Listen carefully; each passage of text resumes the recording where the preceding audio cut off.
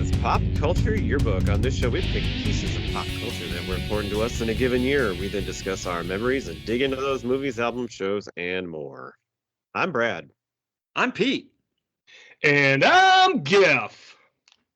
If has the Christmas cheer tonight. We This got is enough gonna be a cheer good this month. It's been cheer coming out of our ears all Christmas, all the time.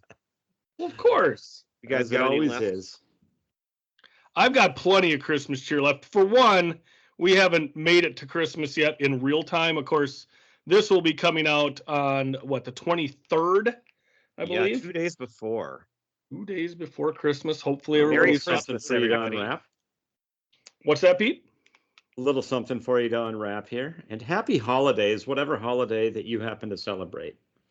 Yes, whether it's Christmas or, Well, I'm taking Christmas back. Merry Christmas.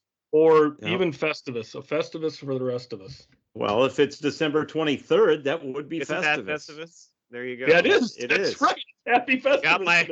I got my pole hanging out right here next to me. Oh, boy. Oh, all right, Fred- turn that camera off. Come on. Pan up. Hand up. All right, we've done some good movies on this show for Christmas. Well, let's go back. You can listen to episodes on Love Actually, which we love. Actually, we got Actually love- Elf. I see what you did there. We got Die Hard last year. We got A Christmas Story. We did. What am I? We got Christmas Vacation. Mhm. Are we forgetting anything else? Well, we did A Christmas Story Christmas, right? Or did No, we? we did A Christmas Story, but We it did a was the year that movie came out, and That's so right. we mentioned the new movie in there. You can get our opinions on both movies. Yep. Yeah, I think Anyway. that probably covers them that we've done. Covered the big ones that we all love here. I think we all watch pretty much all those every year, but the one we haven't covered yet is Home Alone, and you got to watch Home Alone every year. It's one of the best. And speaking of, Christmas movies, again, just to go back to the old argument, I mean, if Die Hard's not a Christmas movie, then neither is this. So, and everybody agrees this is a Christmas movie, but it's the same damn movie. And we love Die Hard and we love this, and we're going to talk about it tonight. So, For sure. Pete, Yep. when did you first see Home Alone? I don't remember exactly when I first saw it. It was early on. I don't think I ever went to the theater, but I had seen it a couple of times. But it really, early on, it wasn't really a part of my repertoire the way it was for some people until, probably about 10 years ago, maybe when our kids started to get to the age where they were watching it. That's when it really entered. But every year, it's a great time. I mean, it's one that's not too serious at all, and so it's one of those movies you can shoot all kinds of holes in it, but don't just forget about it. Just enjoy the movie. I like it. It's like a cartoon in some ways, of course, especially towards the end, and it gets a little bit ridiculous, but it's fun. So I don't know. I don't have a lot of early memories of it, but it is one that we enjoy watching as a family every year. All right, we'll have Gifford go last because he's going to kind of lead us into the fun facts, I think. Best for last. That's what I always say. Yeah. All right, so I remember this movie Yeah. coming out, and I heard about, how big it was, but I couldn't believe it because to me, I'm 14 when this came out, so are you guys. It just sounded like such a dumb movie, and I couldn't believe that Yeah. it was like the biggest grossing movie in like forever. And I'm like, I was way too cool for this movie when it first came out. But I saw it like just the next year on video, and I mean, I loved it right away, and I liked it a lot, and I kind of understood. I don't know if I understood the hype. Like, I still question how it was such a big deal. It was just one of those perfect movies at the right time things, because there's nothing. It's definitely special about it, I guess, unless you just call Macaulay Culkin's performance as a kid, like something that stands out. It's just your typical, like you said, cartoonish movie, and it's revolves around a kid. But I did love it right away, and I even tried to then convince other friends to watch it. So we had a friend, Josh Griebel, who wasn't going to watch this movie ever, and I specifically remember there was a playoff football game where you guys were probably both there. Gifford, you probably on the team, I suppose. where our team played in the Dakota Dome for a playoff game in South Dakota. Yeah, I was at the They game. got rescheduled due to weather or something. I don't know. But if you didn't go to the game, you were supposed to go to school. And there were like, a few of us at school. And even though I'm a huge fan, I didn't go to that game that day. And so me and Josh were at school. And, we sat in the cafeteria and we played like paper football and we just wasted the day away. We didn't have classes or anything. It was so dumb. But it was obviously memorable. But later in the afternoon, they went and rented a movie. And we went up to one of the classrooms where they, could put a movie on, and we watched Home Alone. And I said, "Hey, Greenwood, you got to watch this movie. It's actually really good." And I loved it again that time. So I pretty much started watching it every year, not long after that. And now we watch it as a family every year, multiple times. We have a Christmas party every year, and last year the theme was Home Alone, and it went off like gangbusters.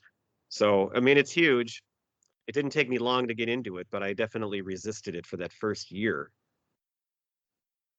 Part of it is Joe Pesci too, because this was right when he was at the peak of his career, is right around the time when movies like Goodfellas and JFK were coming out, and My Cousin Vinny, I think, was in there too somewhere, and then you had this one, and this one, of course, Joe Pesci is not the main character, but he's certainly one of the three main characters.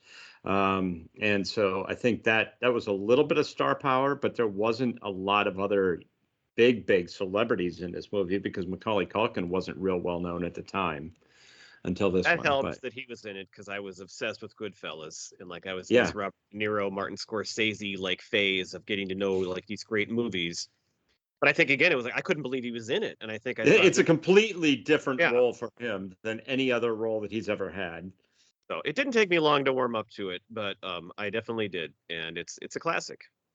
Gifford.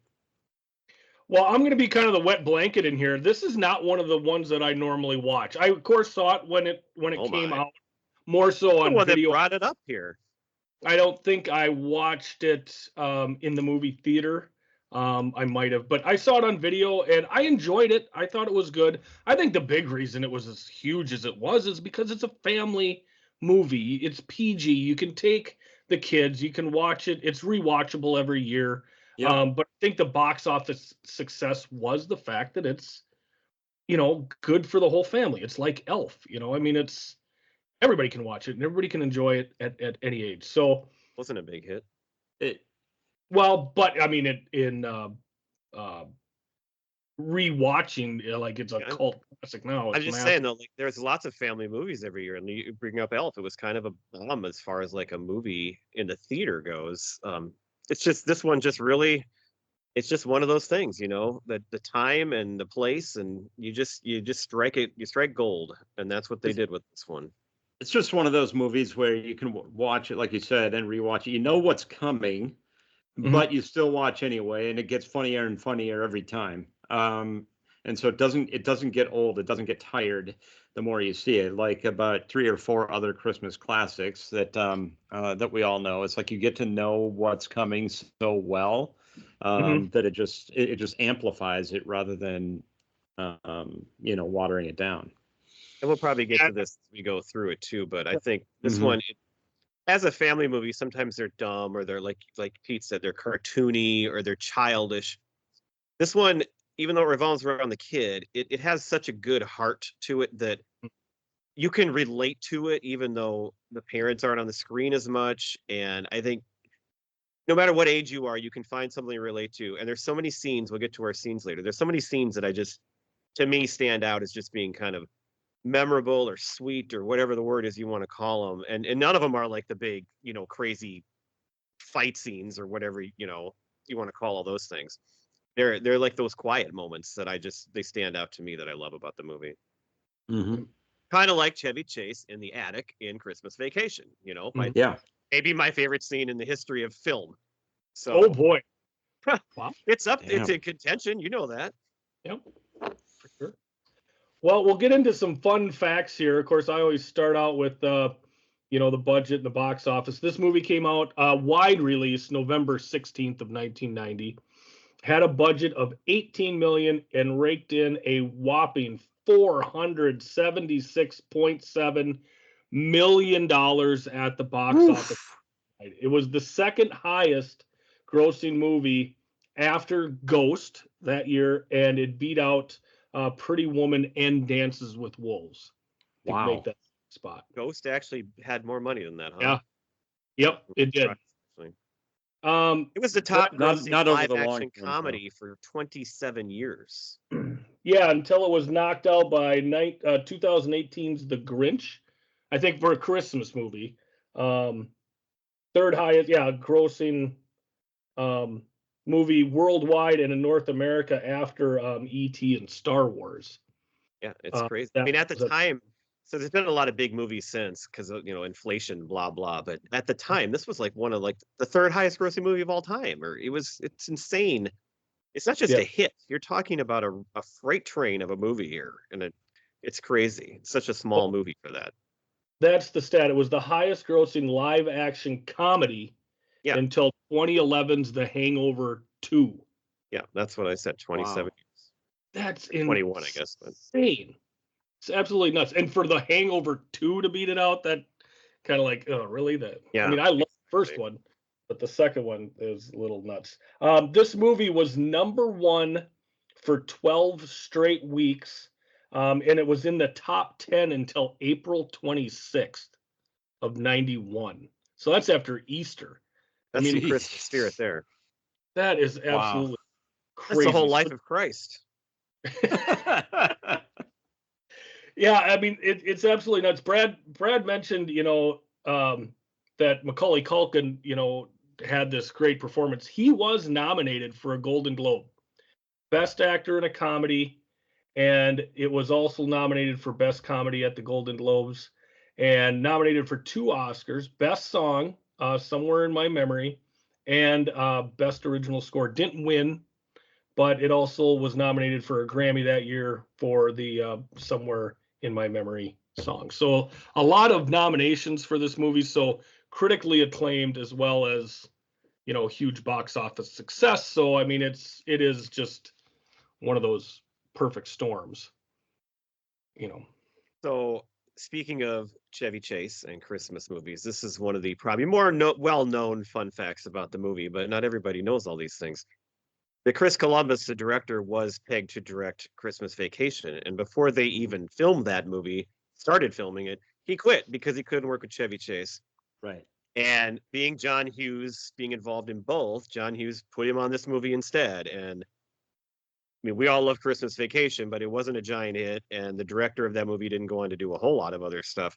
So everything worked out pretty damn well for Chris Columbus. But, we love our Chevy Chase here. It's just sad to hear those stories about him. It's rough to hear. Chris Columbus, of course, director of Adventures in Babysitting, Mrs. Doubtfire, the first 2 Harry Potter movies, among other things. But those are kind of that's a pretty good resume right there.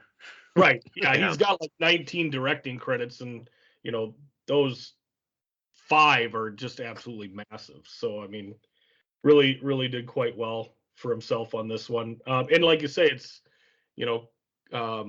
maybe kismet that he was off of Christmas Vacation and onto this one. Obviously, this is, as far as numbers wise, is head and shoulders altering role or position. Right.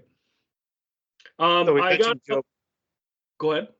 We mentioned Joe Pesci and how I was into Robert De Niro. I had not heard this before, that Robert De Niro was actually pegged to play Harry in this movie. And I mean, how awesome would that have been to see those 2 guys playing these roles together? Especially, it's jarring enough to see Joe Pesci playing this role right after Goodfellas, but to imagine them both playing these bumbling idiots, and to see because De Niro's done some good comedies, but to see him at this time playing that role, that would have been like, that would have maybe been a little insane. too far. I think it's probably better that he wasn't in that role, but it sure would have been pretty fun to see them doing this together. The other one I heard was Lovitz was also off of the role. I had that too. And the funny thing about that is very different actors. Robert De Niro. Let's see here. Should we get Robert De Niro or John Lovitz? Which is better for this role? I'm not sure. The funny thing is, John Lovitz had just left SNL at the end of the 1990 season to go on and be a movie actor, and he didn't get this one, or he turned it down, I think. You think this would have changed his career a little bit if he had done it? But he ended up spending most of the next year just going back and forth to SNL and getting made fun of on the show in a good Right. way, like in a good-hearted way. He has a great sense of humor. But I mean, I think you blew that one, John Lovitz. He didn't have the same luck as Chris Columbus. No, he didn't. One Yeah. more of those too. Speaking of, since we're doing casting here, another SNL guy that I hadn't heard this before either is that Chris Farley could have played the Santa character later in the movie, which you can totally see because that guy that played him is kind of that, bigger, grosser looking kind of guy. Like you could see Chris Farley playing that position too. Yeah, for sure. One of the things I had here, most of the filming was done at New Tier High School in their gymnasium. They also filmed scenes from Uncle Buck and Ferris Bueller's Day Off in this gym. This is not the same Chicagoland High School where like 16 Candles and Breakfast Club. It was a different high school for this one. So still in the So I believe they actually build the house inside the gym, like the set. Mhm. So it's basically the house that they had built inside the gym. But that Right. was they filmed in the house though too, because here's the thing. This is the craziest thing I found of all. The family who lived in that house lived in the house while they were shooting the movie, and they like kept to like the quarters, the master area. But they lived in this house while they were filming this movie for like 5 months, Mhm. and that blew me away. I thought that was crazy.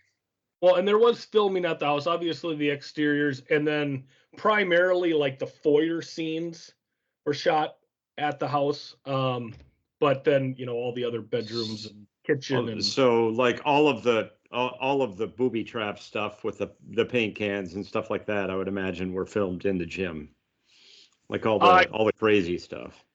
yeah, I think so. And can we just talk about this house? I mean, Sure. this is just unbelievable. I love this house. I love like the third floor where you've got the I wrote that down too. The attic. He's so scared to go up there, and that third floor is freaking awesome. That would be the I would best love place to to hang have out. that attic. Yeah.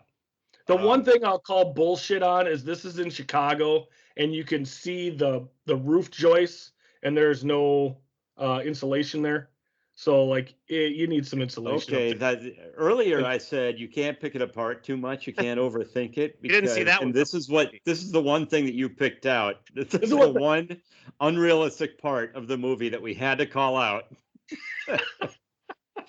But I mean, it's just awesome. I mean, that basement is awesome. I mean, what is with the mannequins down there? Of course, they come into play later. I want to know more about what the dad did because he had that house, and was he paying for everybody to go to Paris for Christmas? So 9 people, or whatever it was to go.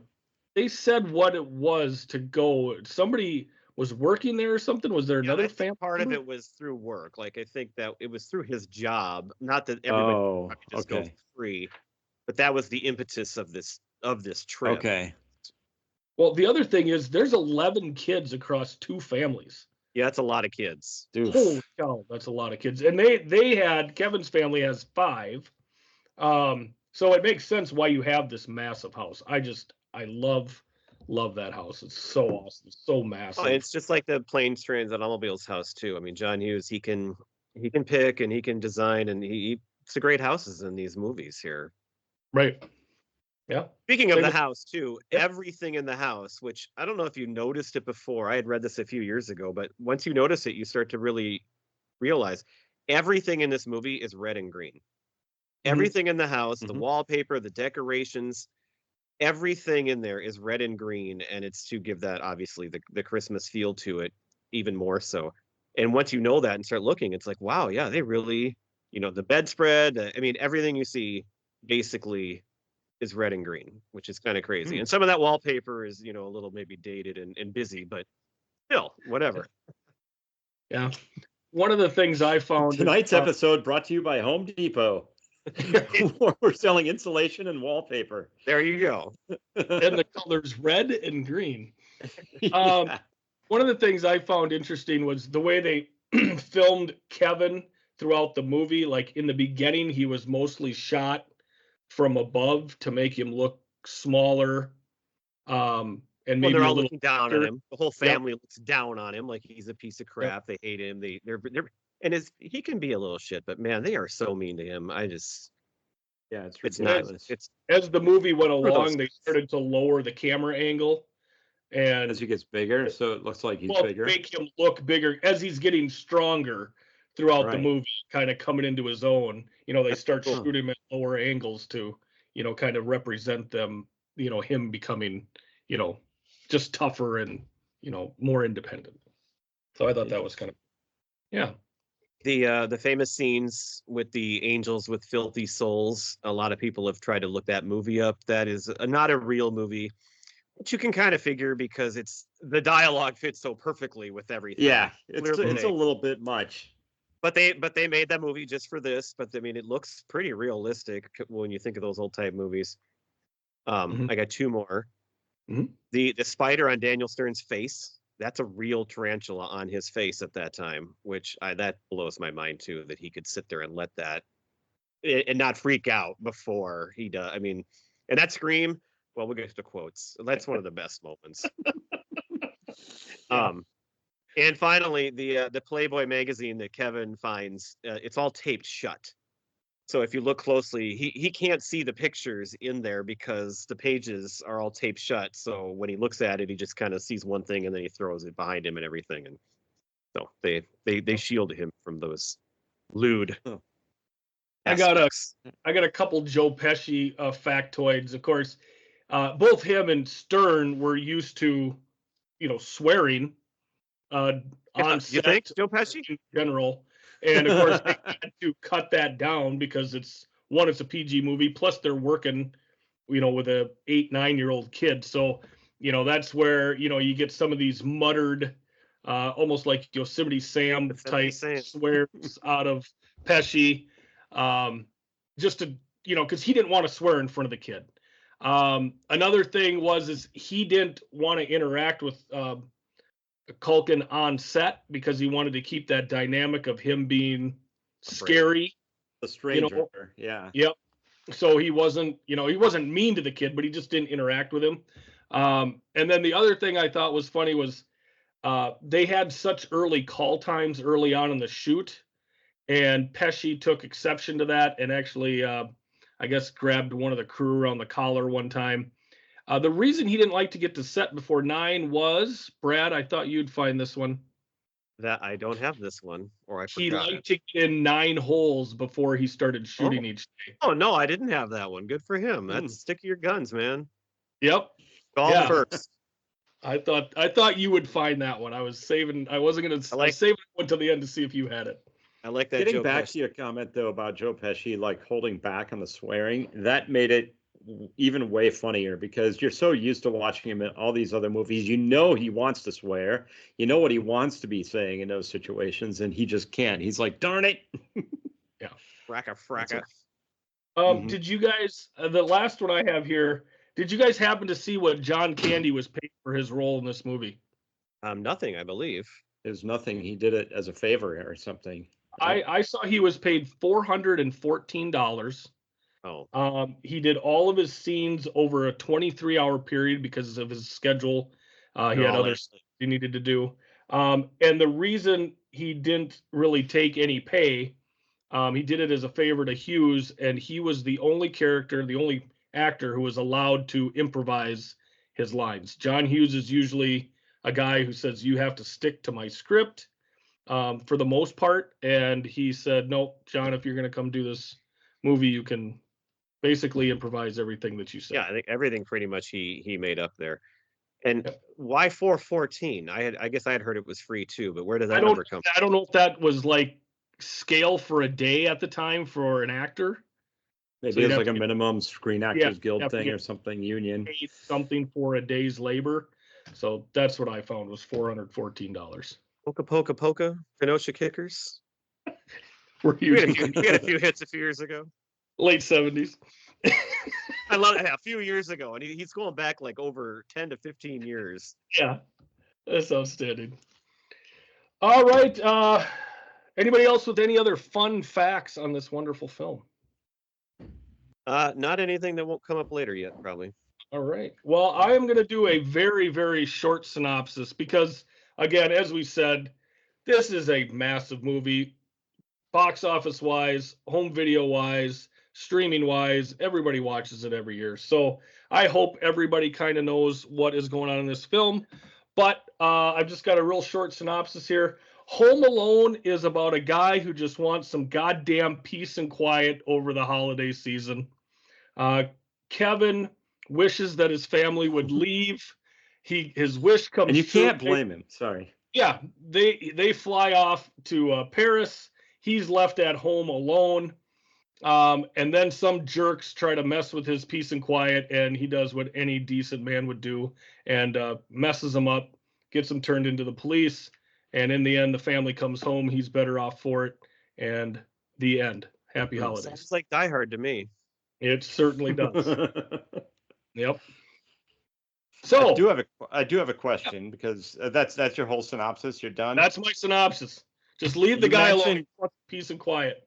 You mentioned he got them turned into the police, which is great, but he doesn't call the police until the very end of the movie. It's like, why doesn't he call the police earlier on? Because he's gonna mess with him. Like they screwed with his peace and quiet. He's gonna give him trying to like, he didn't want his house to be, and he's trying to keep everything out of his home and out of his family so they don't know about it. Which leads to my biggest question when we get to the end here. How the hell does he get that house cleaned up so that other than Buzz's Just room, so perfectly. Yep. I mean, And you got tar on the stairs. I mean, come on. And like nobody knows he even did any of this outside of Buzz's shelf. That's the biggest hole in the whole movie, but who cares? Whatever. Yes, I completely agree with you on that. Yeah. But that's the thing. That's why he leads him to that other house, is because he's trying to protect his family in his house, and he doesn't want them to even like be aware of it. And you can call that a plot hole too. How would an 8-year-old kid even be able to like think that way and plan this? But whatever. He's a smart kid. He's precocious. Right. Yeah, he's outstanding, and he, of course, is Macaulay Culkin. Plays Kevin McAllister. I was a huge fan of his from Uncle Buck, which came out just a couple years earlier. He, of course, plays Miles in that movie. So that's what I watch Uncle Buck on semi-regular basis. So I love him in that. But yeah, he was 8-9 years old. What's that? That's all there was before this, wasn't there, of him, basically? I mean, maybe there was a couple TV shows or something, but like that was his role, that if you knew him, that's what you would have known him from. Yeah, let me look here real quick. And then this just Uncle Buck would have been the year before. He did a couple things in 89, 88. But yeah, he that was like his 6th credit. But yeah, that was the big thing before that. Anything else to say about Mr. Culkin? He's great. He does a great job. He's iconic. I mean, this character is just it's amazing what he did. He did deserve to be up for some award because I mean, so he did the whole hands to the face screaming thing, like that was his thing, and that's what everybody would think of right away. I mean, he goes on, he does what, My Girl and The Good Son, and he just really doesn't do much, and it's one of those things where this cute kid grows up and nobody likes him much anymore, and his brother, actually the younger one, becomes a bigger star than he does in the end. Yeah. Well, it's kind of like is it Elizabeth Olsen? I mean, she's massive, and her That's sister. True. It's great. Yeah. That's like a Pete analogy there. Wow. Yeah. Thank you. I don't know if it was that good. One thing, we'll get to Joe Pesci here, but Pesci said that Culkin was like an old man. Like he goes, there's no way this kid is 9 years old.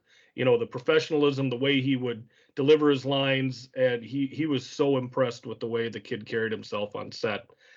So high marks from Pesci. Of course, you can see that in the Uncle Buck too, because I don't like that movie that much. But the one thing everybody knows of that movie is the scene where he's questioning John Candy, and the way he holds the scene with him. I mean, that's what got him noticed. Like, these little prodigy kids are so smart. They all go to Harvard. They're so they're geniuses, and it translates to their acting, and it's crazy how smart these kids all are. Right. As we mentioned, Joe Pesci plays Harry. Just a phenomenal role. Like you say, he's so menacing because the audience knows him from these more serious and sometimes brutal roles. So it's just an amazing juxtaposition to put him in here next to this kid. So you kind of fear for him a little bit, but he does such a great job of playing the kind of a dullard. Dullard. Yeah, it's just it's a great spot for him, and he plays it wonderfully. Well, and he was I thought Daniel Stern actually was perfect for that role too. I mean, it was they almost made like an Abbott and Costello team. It was like you had the short, stocky guy, and then you had the tall, lanky guy, and then they butted heads so much it was just hilarious. And they're these bumbling idiots, but like it's not over the top to the point. Even though it is when some of the stuff that the kid does, it just never feels stupid. Like sometimes these movies they just feel stupid, and as stupid as this is, it doesn't feel stupid. Like it works.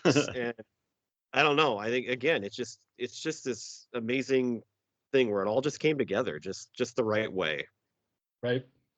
So of course he plays Marv, the, like as Pete said, the tall skinny partner to Harry.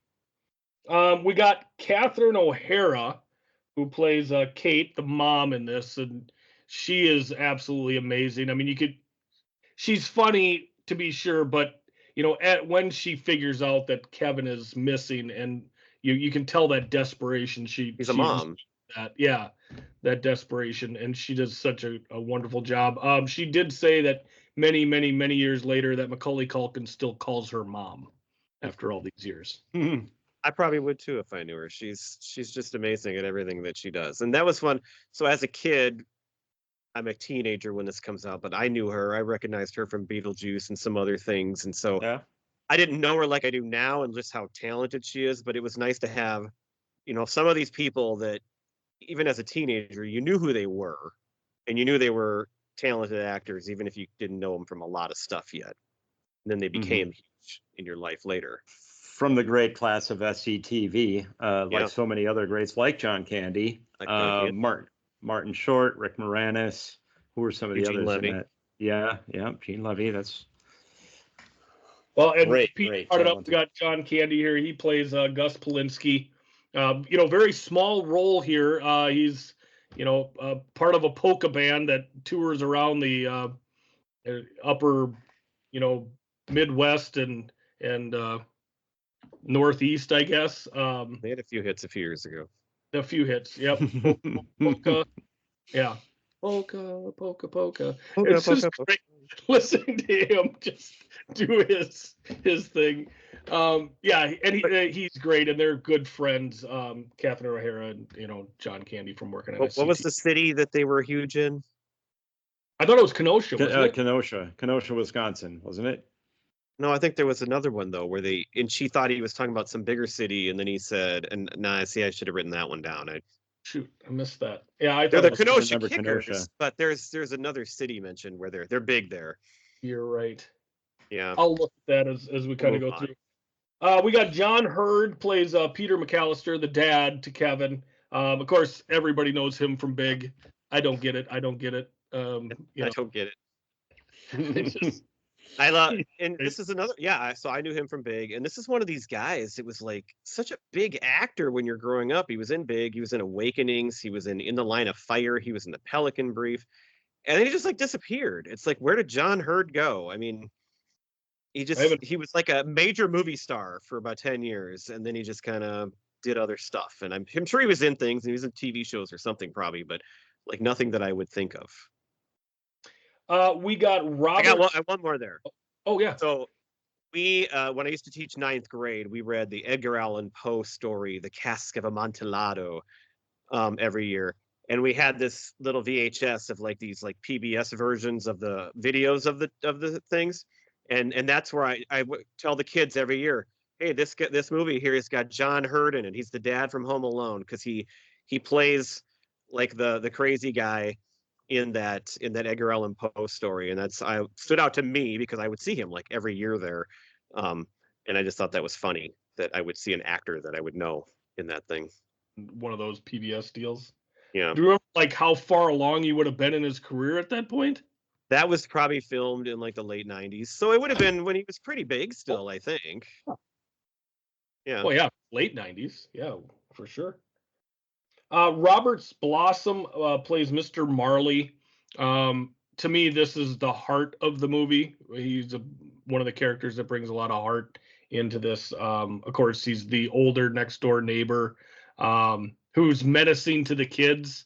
We have this, great story that Buzz tells about how he killed his family, and the cops couldn't convict or whatever. So, it's set up to be this scary guy, but as the movie goes along, you get to know him, and there's just a very touching scene between him and Kevin in the church. So is there a connection too, do you think, speaking of the Christmas connections, was that why his name was Marley, do you think? Because Jacob Marley in Christmas Carol being the ghost that haunts Scrooge. I don't know, I didn't think of that watching it, but after you mentioned the Christmas being interwoven into all the colors and everything, I wonder if that was intentional that way. I mean, it seems pretty obvious. It's like, why would you name him that if it's not in some way referencing Scrooge? And he is a scary guy, so it's like kind of, Yep. Right.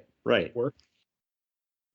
We spoke about Buzz. That's played by Devin Rattray. He's the older brother to Kevin. He looks like Sid from Toy Story. Like it seems. I thought the same thing. Absolutely. I hate this kid. Yeah. I don't like him on screen. I don't like his character. You're supposed to. You're supposed to. I know you're That's not, the point. but like it's good. Like I can't stand him, and he's a jerk. Can't stand you. Yeah, well, that's what he did his role very well. Then, if he elicited that kind of response, Yeah, I think most of it is just his look. I don't know that he's acting that great. It's just his look is what they needed, His look is just annoying. Oh, that's great. What do we got here? Jerry Baman plays Uncle Frank.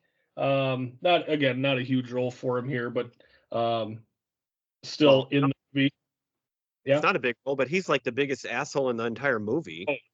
This guy is such a loser. I mean, he's the worst. And every year you see on Twitter the guy that plays the Shooter McGavin. I don't know if it's actually what's his face or not, but he posts like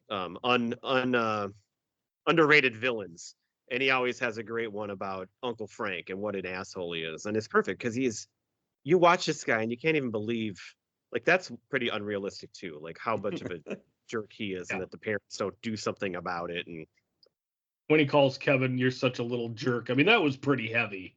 And there's more after that too. He's stealing stuff out of the plane, and he doesn't care about anybody. Whenever, I mean, he's awful. More champagne as long as it's free. Yeah. Like, just fill it up.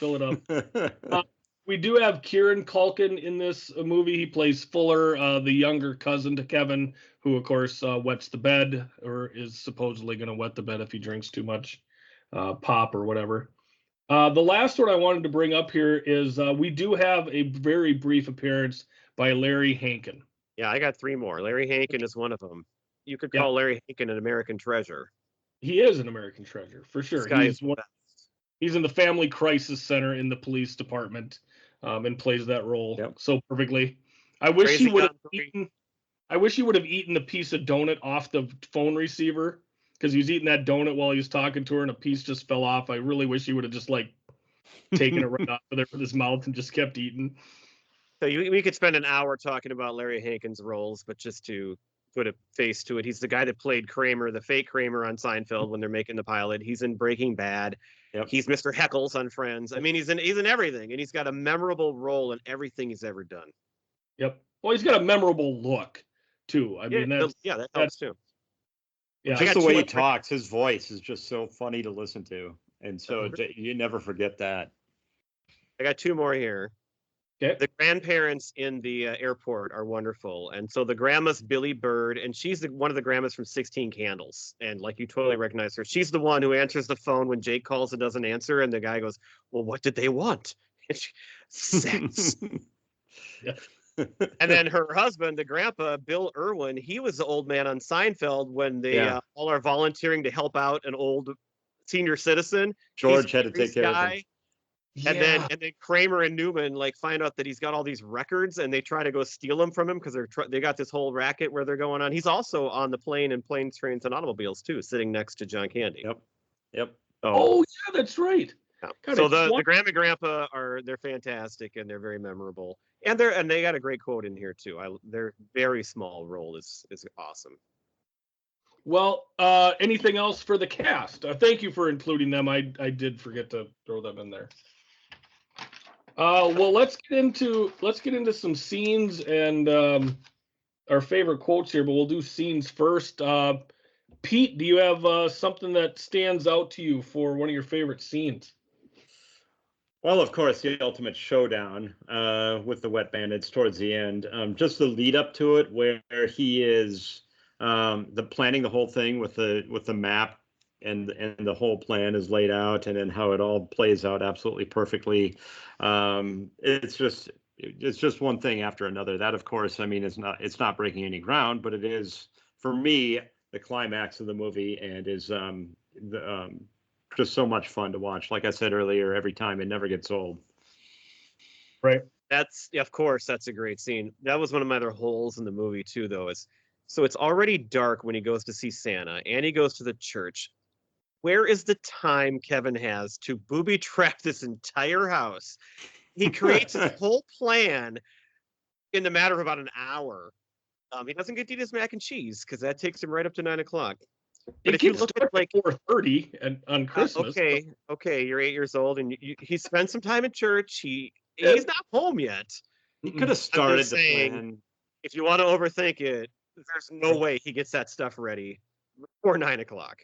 Well, can we go through all the booby traps? I have a list of them here if you'd like me to read through. Take it away, toys. Sure, go for it. All right, so we have the icy steps front and back. So that's pretty easy. That's easy to do. But again, you need time for that. That takes time, though. He would have had to. And it's not that cold. It's not freezing like that. But yeah, whatever. So we have the tarred steps with the nail in the. That's a good one. That's probably the worst. That might be the worst one in my opinion. I don't know. I've stepped on a nail. I know that pain. That's awful. And that would only take a minute or two to set up. Yeah. Well, to put all that tar on the steps, much tar on every step, I don't. Yeah. Well, I guess you're right. I was thinking he could just pour it down from the top or something, but that wouldn't work. Actually, the worst thing would be the blowtorch to your melon. That's really, really quite bad. We have the hot doorknob. We have the iron that he set up that comes down the laundry chute at Marv. We got the caulk and feathered. We got the broken. What's that? Why you dressed like a chicken? That's like a chicken. We got the Christmas ornaments for Marv to step on. Of course, they break when he steps on them, and if he doesn't have bare feet yet, that's like a no big deal situation. But Kevin would have had to plan that he lost his shoes before that, and those ornaments weren't real. They were made out of candy. Correct. Yes. Yep. And if you're wondering how he stepped on them, and they look very real, but they're made out of candy, so that when he steps on them, they just kind of disintegrate, break. And much like Bruce Willis in Die Hard, another tie back here. Yeah. He is wearing rubber feet there. Make fists with your toes. Yep, exactly. We've got the micro machines in the entryway for them to slip on. This is the second episode in a row we brought up micro machines. Think about that. That's true. The swinging paint cans as they come up the steps. He's got the tripwire. One I threw in here. Obviously, you didn't set this up, but we have the tarantula. And then we also have the zip line that he lures them out on and then cuts. So he's planning that as well because he had the weed cutters or whatever up there ready to cut the line so that they would fall. pretty So yeah, good. he did put quite a bit together in a short amount of time, for sure. And it's funny how every one of those movie traps worked perfectly at the time it needed to. Of course, in the right order as well. Like I said, you need to yeah, have his right. shoes off in order for one of them to work. So So funny. Well, and of course, I mean, they thought of all this stuff. It's all things that you would normally find or that he would have access to in a house like that. And so it's like that's what all the traps were made out of. Where does the tar come from? But the rest of it, yeah, it's like If they reseal their driveway, some people do that. I Or suppose. yeah, maybe, I suppose, yeah. And you'd have feathers and a pillow and caulk. I No, mean, I've it's got tubes of it's caulk kid in the stuff. basement. It's a very resourceful. He's a very resourceful kid. He the is. classic one for me is the paint cans. That's the first one I always think of when I think of the movie. I don't know why that sticks out. Maybe it's because in the previews so much or the trailers, but yeah, for me, I guess the favorite is the paint cans. Again, Yeah. simple, realistic, could absolutely be done. I like, even though I don't think it's gonna freeze. I love Joe Pesci slipping on the ice and how he does it like 3 times. I mean, and the falls. The falls Mhm. are so hard. Like Yeah, you feel the pain that the actors are going through. It's well done, and I think that's the one that makes me probably laugh the hardest is seeing him fall and flip backwards like that. Well, as a It's 48-year-old male, I mean, if you would have taken one of those falls, that would have been it. Like you would have I pulled it. practiced. I practiced Yeah. today. Practice that thing. Falling down the steps on my own. The fall that I love is Daniel Stern, Marv, going out the basement door after stepping on the nail, and you see him and hear him. You see his shadow just fall because you know that it's still slippery down there, Yeah. but he's out of sorts because he's got a nail that went through his foot, so he's not thinking about how slippery it is. And as soon as that door closes, you just hear him fall at the bottom of the steps there. It kills me. Brad, what do you have for one of your favorite scenes? I got kind of two. The first one is it's a really long scene. It's not maybe a scene, but everything from the opening credits up through when they count the kids and leave. I love the busyness. I love the opening credits, the theme music playing. It sounds so much like Harry Potter. It's this wistful, magical theme music. I love that. It draws me in. It's childish. It's whimsical. It's got all the words. But then you go right into the chaos of this house, and it's so realistic. And I love the way the camera goes around, and I love, even though a lot of these people are jerks, but they're all under a lot of stress. They're trying to get out of there. When you put your families together like this, there's going to be a lot of stuff going on. And even the way they set it up by leaving him behind, I think is so good because that one kid, this annoying kid comes over, but she counts his head. He looks just like Kevin. Like, and sometimes I don't think I even realized that till years later, but if you're not paying attention, you don't even maybe realize that she does count the right number of kids because that kid's there. There's an extra, And there's then an extra. if you're not looking close too, when he spills the milk, his passport gets slid right into the trash. So that missing passport wouldn't be found. The parents, the adults might not notice that, or maybe not passport, but his ticket, his plane ticket. boarding pass. And it's those little touches you got to be looking for. But the feeling of that opening like 10 minutes or whatever it is, I think it's so well done. And it's just, we're writing an essay in school right now, and you got to have that hook to set up your essay. I mean, this just hooks you in all the right ways right off the bat. The opening is just fantastic. And so, Chris Columbus, great job directing. I love it. Can I ask you a question? So you've spoken in the past about Christmas memories as a kid, and you would go to this uncle and aunt's house in Sioux Falls, correct? And they had this Or Des Moines, yeah. No, Des Moines was the house that was like the coolest house ever to me, but Sioux Falls was great too. So how does that house compare to Kevin's? Well, it's same kind of. They don't look anything alike. Theirs is a brick house too, but it's a Rambler, but it's this L-shaped Rambler. It's huge, and it's got this huge, awesome basement and this huge storage room. So it wouldn't have the third floor type thing, but it has the basement. It has, and it's got nooks and crannies, and it just had everything. So as a kid, yeah, it was up there with this house, but it's not the same type of house. It's big in a different way. It's sprawling. That's in there as well. I thought about like my family Christmases, like with the cousins and everything. And I mean, there's a million people in the house, right? I mean, I had 5 uncle and aunts on both sides. It was just, and then all the cousins. So, probably more people in the house than what we have here. But like you say, that chaos is something that, I related to as a kid growing up, because there were so many kids running around through the house at Christmas. I'm the youngest cousin by far, but my one is like 2 years older than me. And there was one Christmas where we were all there, and we slept in the storage room, like on these makeshift beds, like back in. And it's kind of like being up in that third floor where we were like so secluded from everybody in the house and kind of this weird area. And I still remember being there and thinking, what a cool place that was. I wasn't like Kevin. Like, I loved it. I thought that was so great. Right. All right. I've got a scene that I'll bring up here. Mine is the church scene. That's my favorite scene. That's a good one. Yeah. And this is, to me, is where the heart of the movie comes in. Of course, he's walking home. He hears, first off, a children's choir is amazing. And if you go back to our Christmas episodes, music, what's my favorite Christmas song? Well, what are they singing? Come on. I can't They're singing "Oh Holy Night." It's the Oh Holy Night. Okay, thank you. It's beautiful. Sorry. Well, and Pete picked the one of the young girls doing Hallelujah. Yeah. And of course, got the children's choir behind her singing, which is just awesome. So, I mean, the stage is set. It's just such a wonderful, and it's just warm. It's, inside the church, it's dimly lit. And you have this wonderful exchange between Mr. Marley and Kevin. And you learn that he's not a bad guy, and that they're both kind of going through a little bit of the same thing with their families. Of course, Mr. Marley's is a little bit more serious, not talking to his son in many, many years, but it's such a touching scene. I mean, I'm choking up, watching it the other night.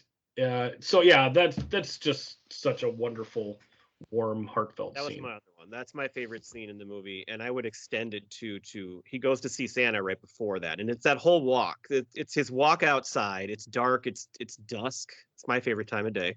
The lights are out. He goes to see Santa. He lays his heart out to Santa, and then he goes to the church, and it takes it another level. I just that makes the movie to me. I love it so, and it's great because it's that calm before the insane ending. Like you get to settle down and feel something real before this insane, unrealistic ending, which is great. Right. Yeah. Pete, you got another one that you enjoyed? I think we covered the ones that I had for like my favorite scenes. Okay. Just, I guess, where he's decorating the house for Christmas, like you said, it's like there's no way he could possibly actually do this as one kid on his own, but it's still a nice scene in the movie. Goes out, cut the top off of one of the trees in the backyard. That's awesome. Yep. And then like that's so touchy too. Like his mom finally gets home, and she comes in and sees. This is all beautiful. Yeah, and it's so nice because you think like they're going to be gone. What's the point of getting a tree? What's the point of decorating a tree? You're going to be gone for Christmas. Like, why even bother? So none of this was done. And yeah, he took it upon himself to get it done. One of the scenes that I liked was the grocery store scene. I love the exchange between him and the checkout woman. That's my other one. Is it really? I'm sorry. I thought you had two, so I didn't think you had another one. I apologize. Oh, well, I was just going to bring that one up too. That was if I was going to bring one more up. I love the exchange. I love when he's on his own shopping. It's cute. And my favorite part though is at the very end when he's walking home with the bags and the bags just break. That kills me. I love, and he just stands there like and drops his head like. You feel that too. I feel that. Nice. Well, I love the line where she's questioning him and she goes, "Well, where do you live?" And he goes, "I can't tell you that." And she's like, "Oh, I got you caught in the lie here." And he comes right back with, "Well, you're a stranger. I'm not going to tell you where I live." It's just, and she just gives that smile of, "Oh yeah, this kid, he knows what he's doing. Like this is awesome." And then he had a coupon. I got a coupon for this. It was in this morning's paper. Like it's such a great exchange between those two. So. Do we want to get into some lines that we love in this? Brad, you can go first this time. Well, my favorite line with a bullet, my wife and I, we say this all the time, and it's kind of innocuous, but I just love I got the milk, eggs, and fabric softener. That is the most, you'd never forget that line. It's three random things. Where does fabric softener come in? Right. I love it. It's perfection, that writing right there. And his delivery is great. I got the milk, eggs, and fabric softener. What a funny guy. And then the dad saying, what a funny guy. That adds on to it too. Right. I like how the whole thing built up behind, is this toothbrush approved by the American Dental Association? And then everything builds up like, I don't know. Right. Well, then I love when he runs out of there. I love it's like, what is this, like a 50s movie or what? Jimmy, stop that boy. And he's got like an apron on and everything. Like it does look like it's like something out of It's the like we're in Pleasantville again all of a It's sudden. like a toothbrush. It's like, come on. Let's not kill ourselves over it. Right. Pete, you got something that stood out to you? I didn't have any other lines written down, just that. But no, go ahead. One that stood out to me, and it's from the scene that I brought up in the church, when Mr. Marley comes over and sits next to Kevin, and they're starting their conversation, and he goes to him, "Have you been a good boy this year?" And Kevin goes, "I think so." And Marley goes, "Swear to it?" And Kevin goes, "No." I just thought that was so good. As soon as he's pressed just a little bit, he completely changes his tune to, "No, I have not been that good." He knows he's in church for one thing. Right. Yeah. So I love that line. That is outstanding. Another one of mine is kind of a random one, but it's those old people in the airport, and she's trying to convince them to give up their tickets, and she offers her earrings, and the grandpa comes in and says, she's got her own earrings, a whole shoebox full of them, dangly ones. Yeah, he is The way definitely. that guy delivers that line is awesome. But then, I mean, that's a touching scene too, because the mom is the grandma is so feeling the mom, and then they do give the tickets, and I love that whole part. But the way he says that line is just hilarious. Well, and they fleeced her pretty good too. Like she was giving up her watch, her earrings, first class tickets for coach tickets. I mean, holy cow, they were taking absolutely everything off of her at that And point. her home about 5 minutes earlier too. Right. Yeah, that's like, oh man. I wish she would have had a little bit more, because man, she went for it. Like she was gonna get home to her kid, and God love her for that. Okay, here's my other question. Since yeah. she's trying to help her kid, and she does, and obviously she cares.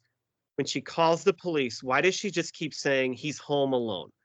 She never tries to explain that he's 8 and that they're in another country, and she's just saying he's home alone. And it's like, okay, we get the title of the movie here.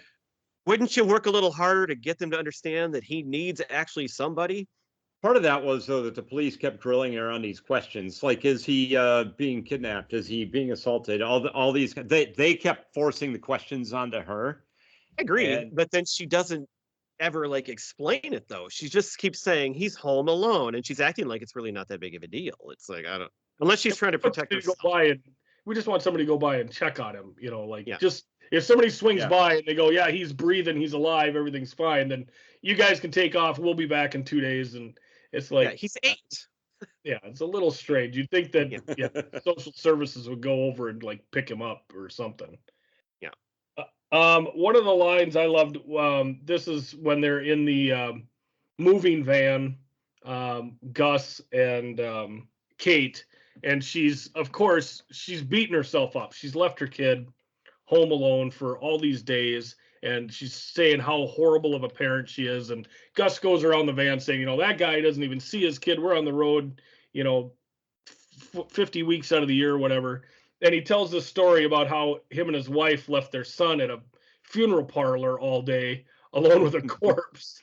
And he goes, he's okay.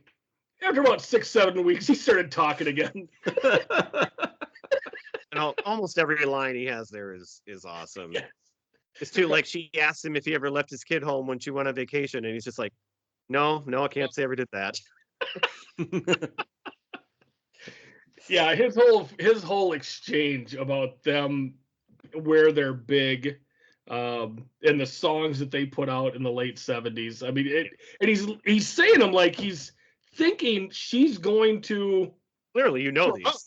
Like she's gonna, oh yeah, okay, I remember now. No, she's just looking at him, blank face, like, no, I don't know polka music. Like, come on. So, yeah, that one in particular stood out to me. I you only got have another- two others. The one is the most famous line in the movie, I think. Kevin? Yeah. You can't Yeah. go wrong with that. Yeah. And then I brought it up earlier. It's not a line so much, but the way Marv screams when the tarantula's on his face is like, that is some acting.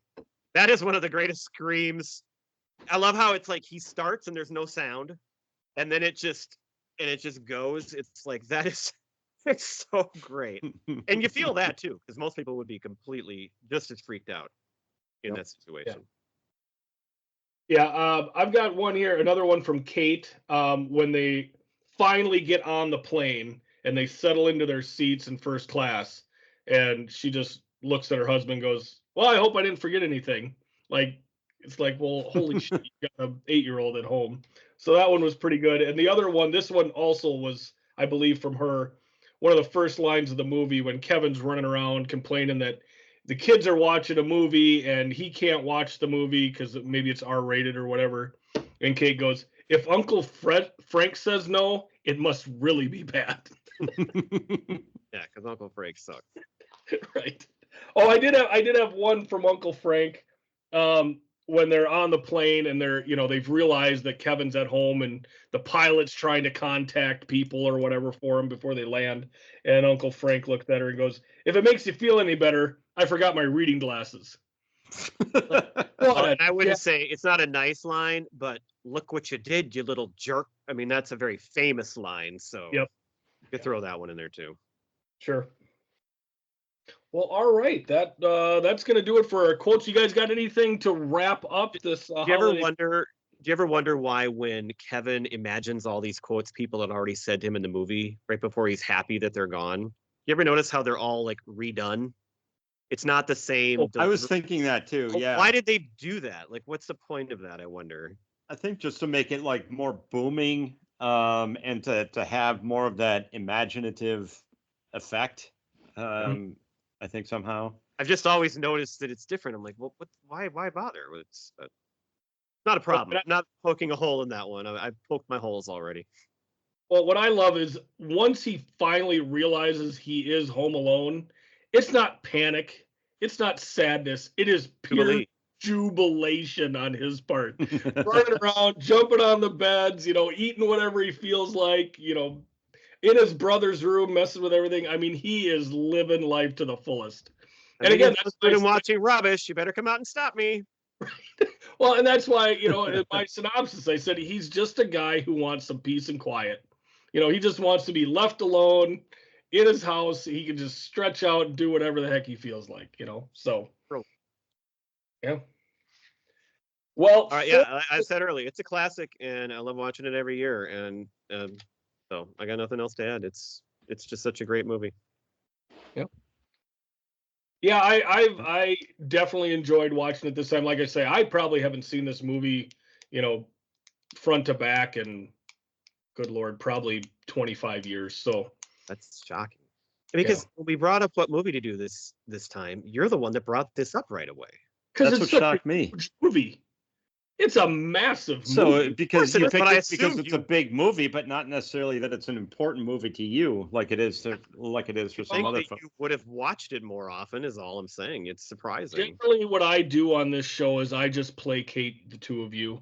I knew it was big for you guys, so I just figured, no, it's a huge movie, for crying out loud. We should absolutely cover this movie. So okay, good. Yeah.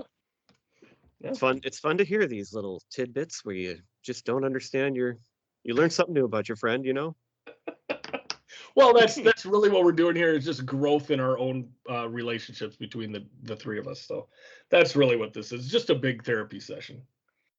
So we are going to do our a top 5 list tonight. We are going to draft our favorite Christmas characters. Now, I do have a couple in here that are from TV or like specials. Well, yeah. So they're not all just I wouldn't have a list without those. Right. So it's not movie characters, it's Christmas media characters. Yeah. But you can have two different characters from the same movie, right? I mean, Yeah. the same movie or show or whatever. Yeah. It could be Okay, but different characters. yes, but we didn't discuss this. You can't have the same character like in two different movies. Like if somebody picks a certain Right. character, you can't take that same guy or person in another movie. Right. We all agree on that. Okay, good. Here we go. Yep. That makes sense. Same character. So our order for this evening, I will go first, followed by Pete, and then Brad. So for me personally, there are three characters at the top, I think, of everybody's list here tonight. So I am only going to get one of them. I'm going to take the guy from my favorite Christmas movie of all time. I'm taking Clark Griswold from Christmas Vacation. I thought you might take that.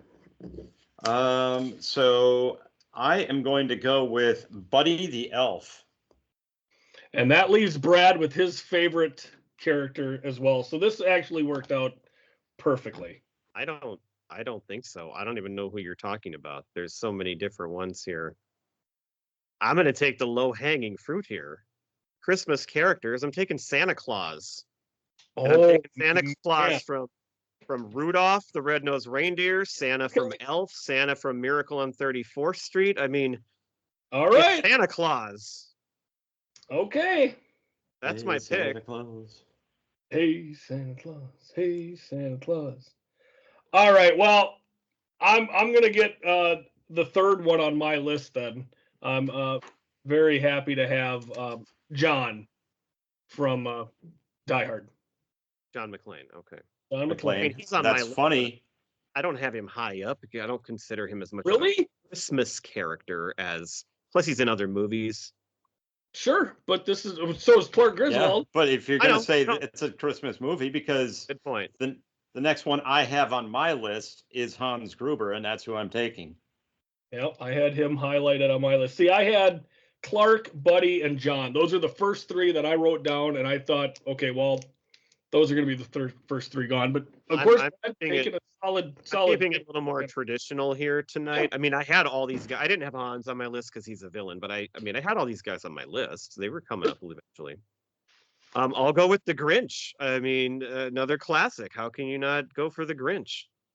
Any particular version of the Grinch that you would like to call out? Well, the original. The original cartoon? Dr. Seuss Grinch, the half-hour special. That's the best one. Although, Gifford had mentioned the 2018, the new one, The Grinch with Benedict Cumberbatch. If you never seen it, it's actually really good. It's like probably the best version since. It's way better than the Jim Carrey version, which I just can't get into that one. That movie's depressing, man. That's what I was gonna say. So we watched all these kind of because we just had our party, which was Grinch themed. The thing about the Jim Carrey one that I finally came to terms with is, the Who's are supposed to be the nicest, happiest people, and it's supposed to be uplifting. And the Who's in that one, especially like the mayor, he's a jerk. Even after all the Who's want to like just get over it because that's how they do in the book. The mayor is still like trying to fight back against the Grinch, and it's like that's not how it goes. The Who's aren't like that. So right. It doesn't have the tone. It doesn't have the right tone. It's depressing and kind of mean, and that's not the way it's supposed to be. Even though the Grinch is in the title, he's a mean one. That's not the same type of thing. Okay. So, the Grinch. All right, I am gonna go with a guy who he received a major award. I'm going with the Old Man. Now that is a snipe from me. That's one I definitely wanted, and I didn't know if you would actually have him on your list. Gotta have the Old Man on your list. I should have picked him. All right, I'm gonna take the person we talked about tonight, Kevin McAllister. There you go. Hey, I'm glad, Pete, that you're the one who picked Kevin, because how many times have we done top fives and you completely omit? I forget about the movie we just talked about. Yep, that's me. So I'm glad that you picked Kevin. All right, well, I'm going to go now to maybe my favorite Christmas thing of all time, and this is what I thought Gifford was thinking I would pick originally. I'm picking Charlie Brown now. Well, I thought Charlie Brown or John McClane was going to be your first. Yeah. So I guess I shouldn't have said I know exactly who you're going to pick on that, but okay. Welcome to the party, pal. Man, there's so many good ones that I want here.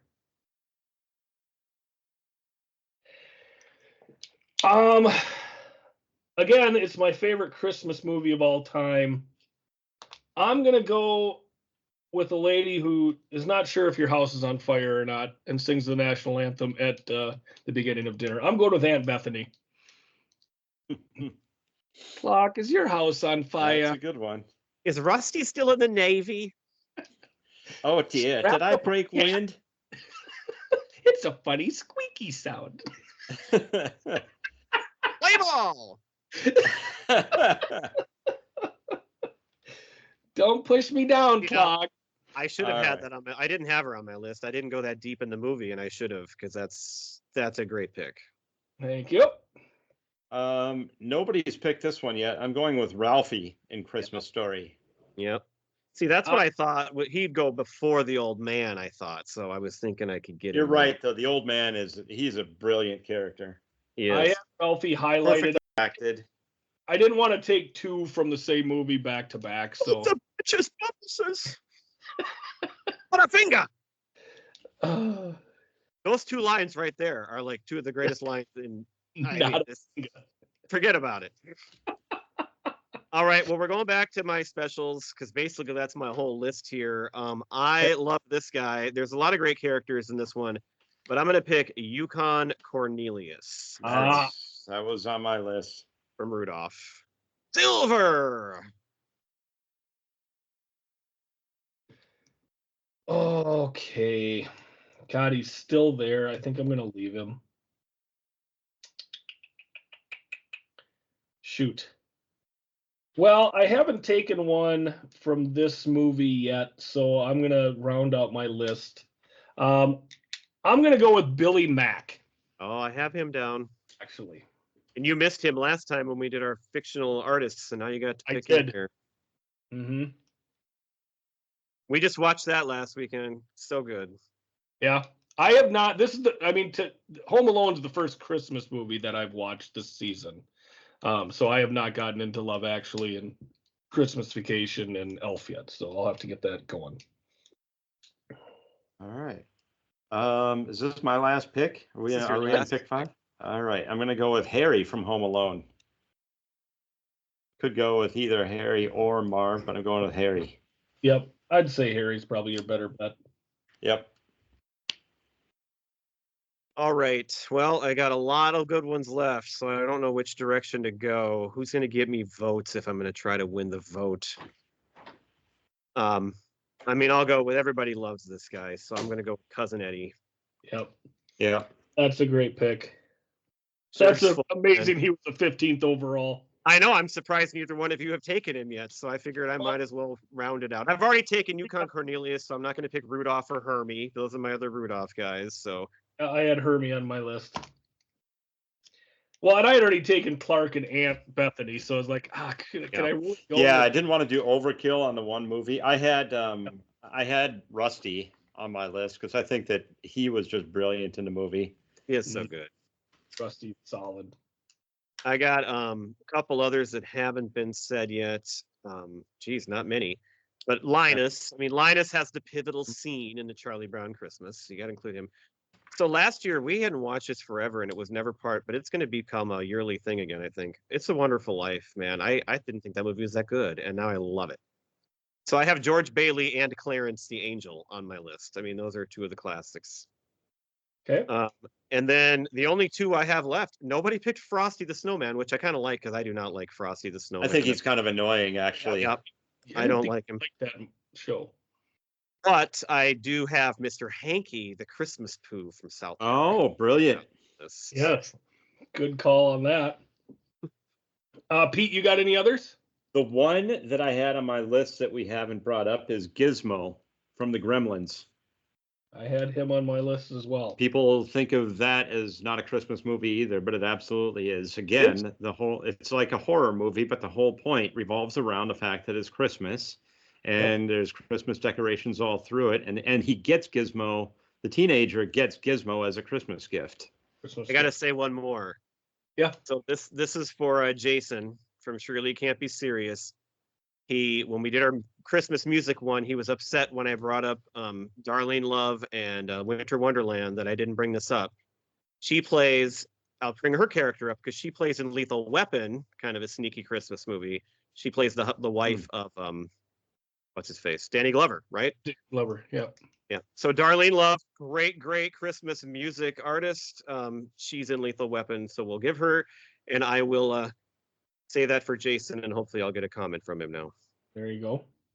I got a few extras here as well. I got Papa Elf. Yeah. Well, that was my. Oh yeah, you're right. I had Santa. Papa Elf is Bob Newhart. So another American treasure. Willie Soak from Bad Santa, Billy Bob's character.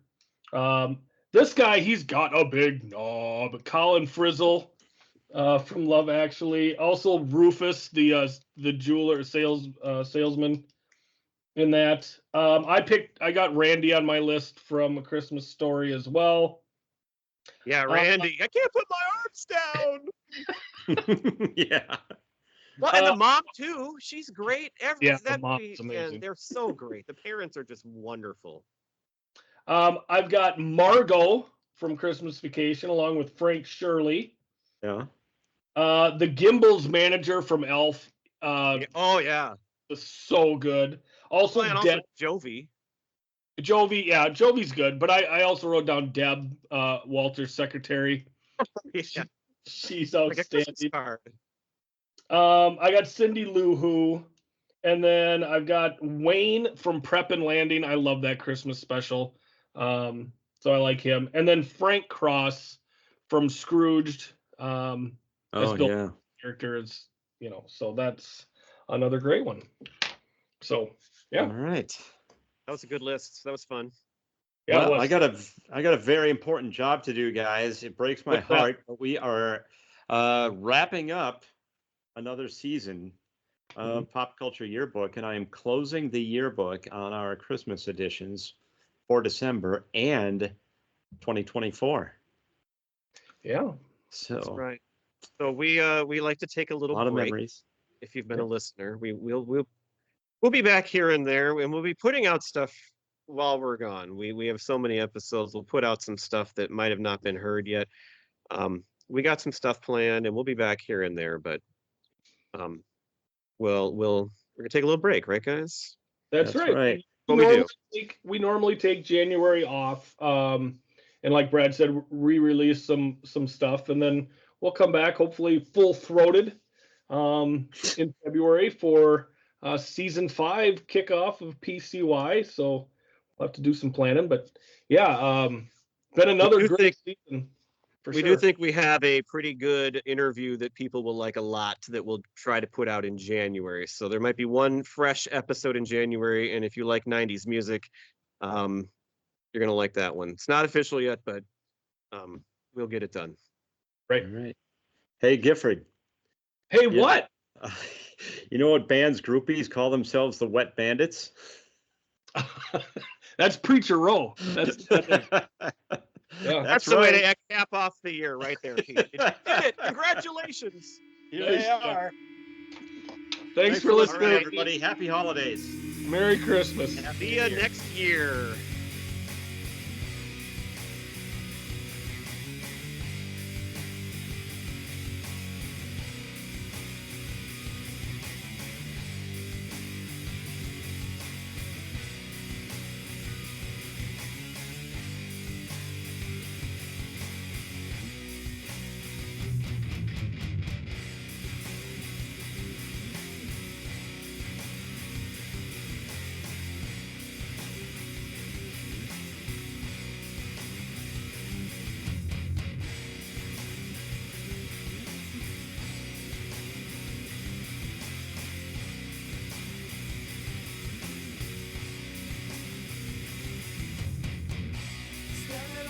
1, 2, 3. No one's here to comfort me. Sorry for what I have done.